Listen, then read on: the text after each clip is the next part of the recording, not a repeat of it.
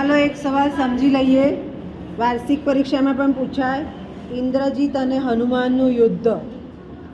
બરાબર. હનુમાન દૂત તરીકે પહોંચી ગયા છે. એ પહેલાં વચ્ચે અને જે બધા સંઘર્ષ આવે છે એની આ વાત છે. તો ઇન્દ્રજીત કોણ છે? રાવણનો પુત્ર. અક્ષકુમાર એ પણ રાવણનો દીકરો, મોટો આ નાનો. અક્ષકુમાર એ પણ રાવણનો પુત્ર. પિતાના લક્ષણો મોટે ભાગે દીકરા દીકરીમાં આવે. આપણામાં મોટે ભાગે આપણા દરેકમાં જે ગુણોની વસ્તુઓ છે ને, જે ગુણો એ બધા આપણા પિતાના હોય. અને જે વર્તનની પરિસ્થિતિ છે ને, બોલવાની, એ બધી માતાની આવે દરેકમાં. તો રાવણ છે એનો પુત્ર અક્ષ હણાયો યુદ્ધમાં. એટલે રાવણ ઇન્દ્રજીતને કહે છે કે ઇન્દ્રજીત તું હવે યુદ્ધમાં પારંગત છે.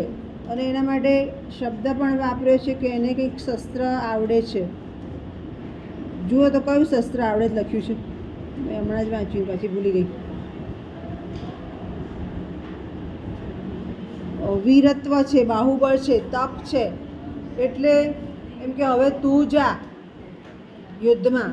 રાવણનો રાજાનો વારો છેલ્લે આવે, રામ પણ છેલ્લે આવે છે. તો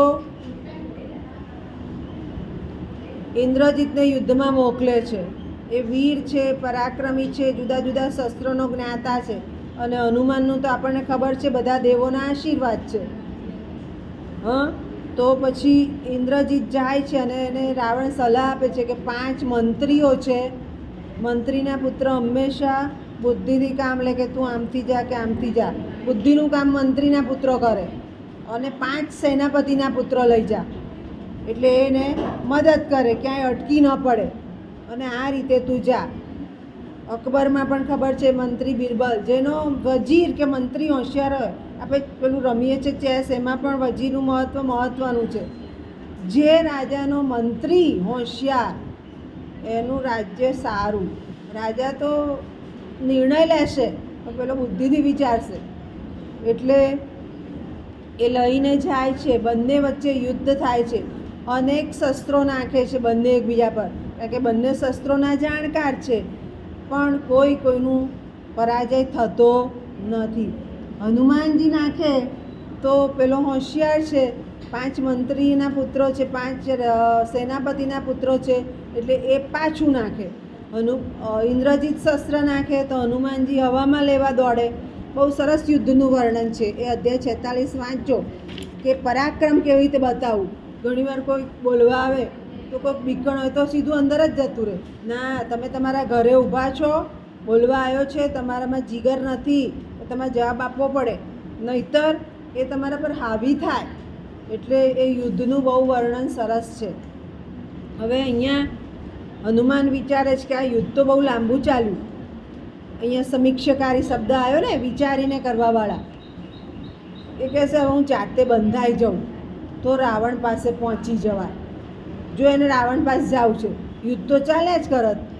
તો ઇન્દ્રજીત કે હનુમાન હણાઈ જાત, ચલો આપણે માનીએ કોઈ એક હણાયું તો. પણ એને તો રાવણ પાસે જવું છે. રામે મોકલ્યો છે કે રાવણ પાસેથી યુદ્ધની મંજૂરી લઈ આય. એટલે એ જાતે બંધાઈ જાય છે બધા પાસે કે હું જાતે બંધાઈ જાઉં છું. એ કહેતો નથી પણ જાતે બંધાય છે.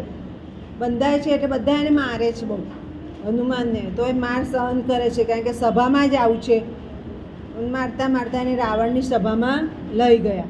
રાવણની સભામાં ગયા એટલે મંત્રી પુત્રો એટલા હોશિયાર હોય તો એના દરબારમાં સ્થાન પામેલા માણસો બધા પણ એને પૂછે છે કે તું અહીં કેમ આવ્યો. પહેલાં તો એનું સ્વરૂપ જોઈને વિચારે છે કે આવો અહીંયા ક્યાંથી આવ્યો, આ કોણ આવ્યો, શેના માટે આવ્યો, અનેક પ્રશ્ન પૂછે છે.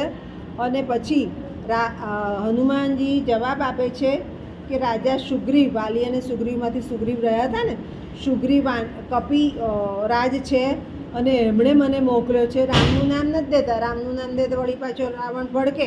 સુગ્રીવ રાજ કપિરાજ છે, એમણે મને મોકલ્યો છે અને હું રામના દૂત તરીકે આવ્યો છું.